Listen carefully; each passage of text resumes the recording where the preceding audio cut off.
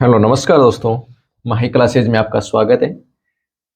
आज जो हम बात कर रहे हैं कक्षा 10 की जो ट्रिग्नोमेट्री की आपकी प्रश्नावली है उसमें हम जो बेसिक क्वेश्चंस हैं उनको आज लेंगे और बाकी जो आइडेंटिटी पर डिपेंडेंट क्वेश्चन उनको हम अगले एक्सरसाइज में ले लेते हैं। तो चलिए शुरू करते हैं आपका आज का पहला क्वेश्चन।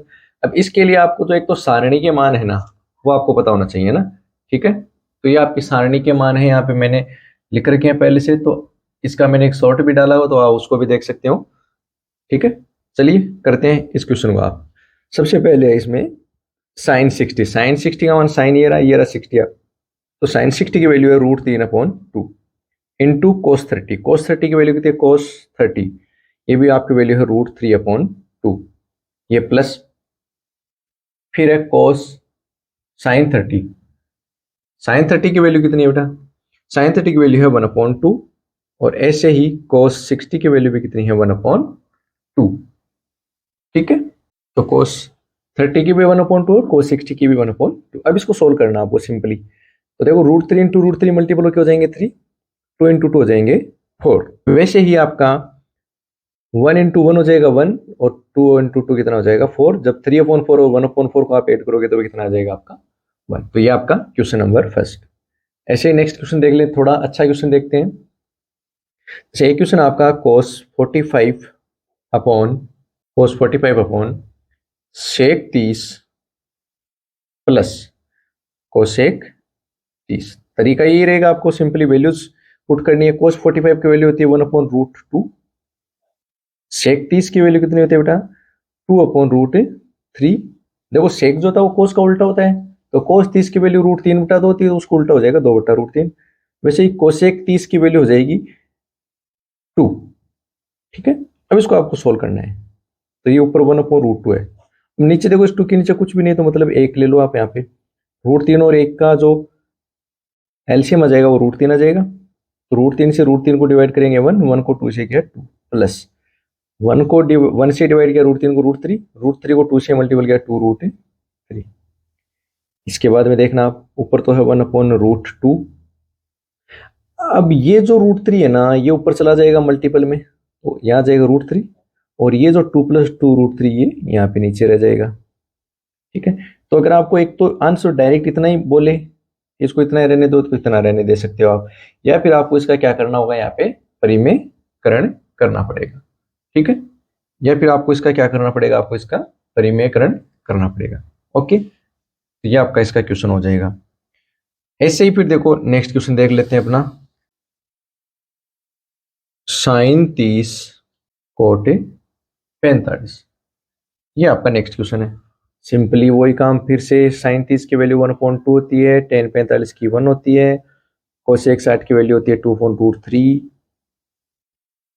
ऐसे नीचे पुट कर दो, सेक 30 की वैल्यू होती है 2/√3 और cos 60 की वैल्यू होती है 1/2, कोट 45 की होती है 1। ठीक है, तो अब ऊपर भी एलसीएम ले लो, तो ऊपर देखो एक तो वैल्यू 2 है, एक है √3, तो ऊपर वाला एलसीएम क्या जाएगा 2/√3। तो 2 से √3 को डिवाइड करेंगे 2 कैंसिल आ जाएगा, √3 रहेगा, √3 को 1 से मल्टीपल किया √3 प्लस, अब इस 1 के नीचे कुछ भी नहीं तो 1 हो गया जाएगा। 1 को 2√3 से डिवाइड करेंगे 2√3 और वापस 2√3, √3 से √3 कैंसिल आ जाएगा, तो 2 रह जाएगा, 2 को 2 से मल्टीपल किया 4, ये ऊपर की वैल्यू आ जाएगी। और ऐसे ही सेम अब नीचे एलसीएम लेगो 2√3, यही वैल्यू सेम एज ही जैसे हमने ऊपर सोल्व किया एज इट इज नीचे सोल्व कर लेंगे अपन, है ना। तो यह आ जाएगा 4 + √3 + 2√3। अभी आप देखना ऊपर देखो 2√3 और ये 1√3 है, तो कितना हो जाएगा 3√3 - 4 अपॉन में कितना है 2√3। ऐसे यहाँ पे भी √3 और 2√3 3√3 हो जाएंगे, 3√3 + 4 और अपॉन में कितना है 2√3। ठीक है, अब ये जो नीचे वाली वैल्यू ऊपर चली जाएगी, तो कहने का मतलब ये कैंसिल हो जाएगी, आप इसको कैंसिल कर सकते हो यहाँ पे भी। तो 3√3 - 4 आ गया, अपॉन में आ गया 3√3 + 4। अब इस वैल्यू का आप क्या कर सकते हो यहाँ पे, इसका आप रेशनलाइजेशन कर सकते हो, परिमेयकरण कर सकते हो। परिमेयकरण में क्या होता है कि जो नीचे वाली वैल्यू होती है तो आपको यहाँ पे लिखना है बाई डूइंग रेशनलाइजेशन। इसका मतलब है कि आप इसका क्या कर रहे हो, परिमेयकरण कर रहे हो। तो परिमेयकरण में क्या होता है, नीचे वाली जो वैल्यू होती है उसका साइन चेंज करके उसी से ऊपर और उसी से नीचे मल्टीपल करते हैं। तो नीचे साइन प्लस का है तो इसको मैंने माइनस का कर दिया, और फिर ऊपर नीचे क्या कर दिया, इसको मल्टीपल। ठीक है, अब देखना ये 3√3 - 4, 3√3 - 4, तो a माइनस बी का होल स्क्वायर हो रहा है। इसको मैं यहाँ पे सोल्व कर देता हूँ, है ना।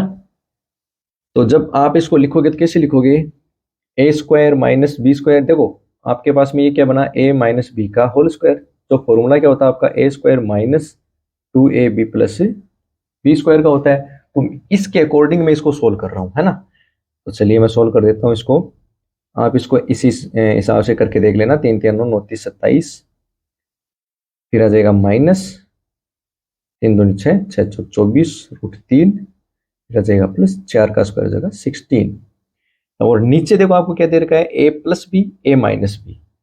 a + b into a minus B क्या होता है बेटा आपका, a² - b²। ये आपका फॉर्मूला होता है ना।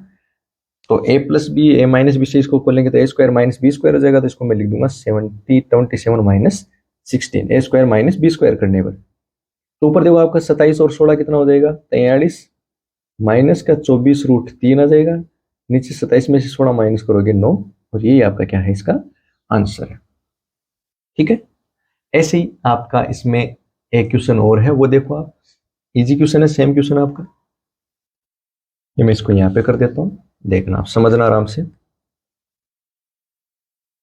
आपका क्वेश्चन है 5 cos², ये आपका क्वेश्चन है। ठीक है, तो वैल्यूज आपके सामने हैं। 5 cos 60 की वैल्यू होती है 1/2, तो 1/2 का स्क्वायर। देखो cos स्क्वायर है तो स्क्वायर लग जाएगा, फिर प्लस 4 sec² 30 है, sec 30 की वैल्यू होती है 2/√3, तो 2/√3 करेंगे, ऊपर ये स्क्वायर लगा देंगे। tan 45 की वैल्यू 1 होती है, ऊपर स्क्वायर लगा देंगे।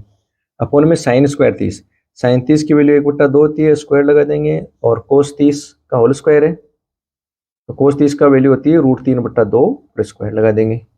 ठीक है, ये 5 है ना। इंटू में देखो 1/2 का होल स्क्वायर करोगे 1/4 हो जाएगा, प्लस 4 इंटू 2 का स्क्वायर हो जाएगा 4, √3 का स्क्वायर हो जाएगा 3, और 1 का स्क्वायर 1, 1/2 का स्क्वायर हो जाएगा 1/4, √3 का 3 होता है, 2 का हो जाएगा 4। ये तो हो जाएगा 5/4, भाई 5 इंटू 1 5 अपॉन में 4, प्लस 4 इंटू 4 हो जाएगा 16 अपॉन में 3, माइनस में 1। देखो 1/4 प्लस 3/4 कितना होता है, तो कहने का मतलब 1 से ऊपर वाले को भाग करोगे तो वापस ये आ जाएगा। तो आपको ऊपर वाला सिंपली सोल्व कर लेना है। तो आपको देखो सोल्व करना है ये वाला, तो इसका 4 और 3 का एलसीएम कितना आ जाएगा, 12। 4 का भाग 12 में देखो 3 बार, 3 को 5 से गुणा किया 15, प्लस 3 का भाग दिया 4 बार, 4 को 16 से गुणा किया 64, और ये माइनस में 12। तो जब आप 15 + 64 और उसमें से माइनस करोगे डबल होते ही हो जाएगा आपका 67 अपॉन में आ जाएगा आपका 12। तो ये इसका क्या हो जाएगा बेटा, आंसर हो जाएगा। ठीक है, तो होपफुली आपको ये समझ में आ रहा होगा। ऐसे ही इसमें अगर अपन और क्वेश्चन देखना चाहें,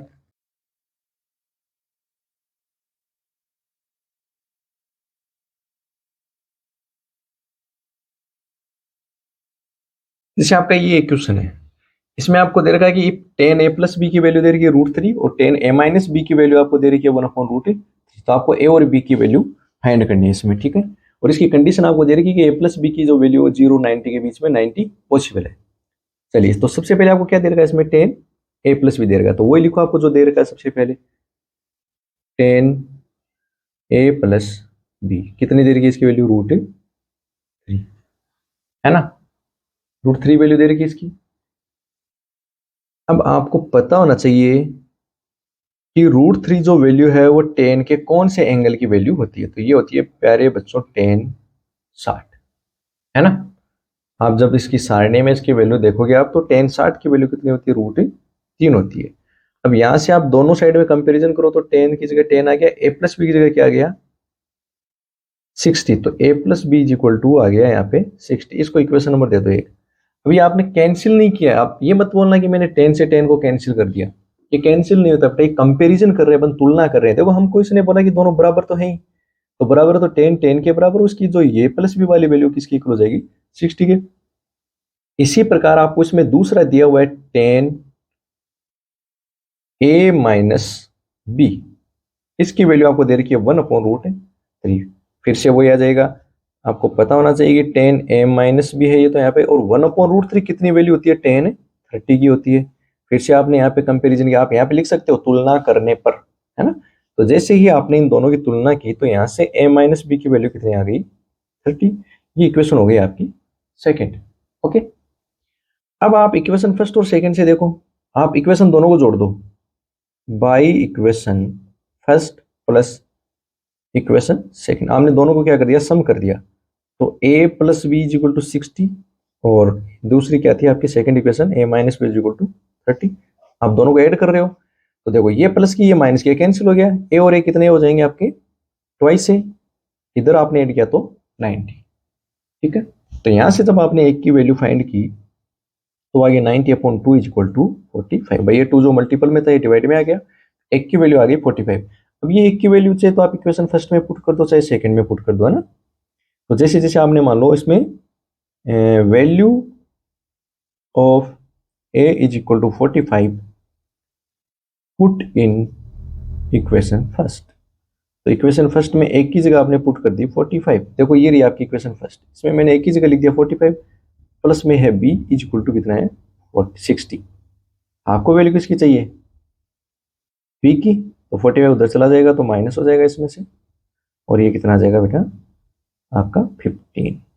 ठीक है, तो इसकी वैल्यू कितनी हो जाएगी 15। तो एक की वैल्यू आ गई आपकी 45 आ गई, और बी की वैल्यू आपकी, तो इस प्रकार से इस इक्वेशन को अपने को करना है।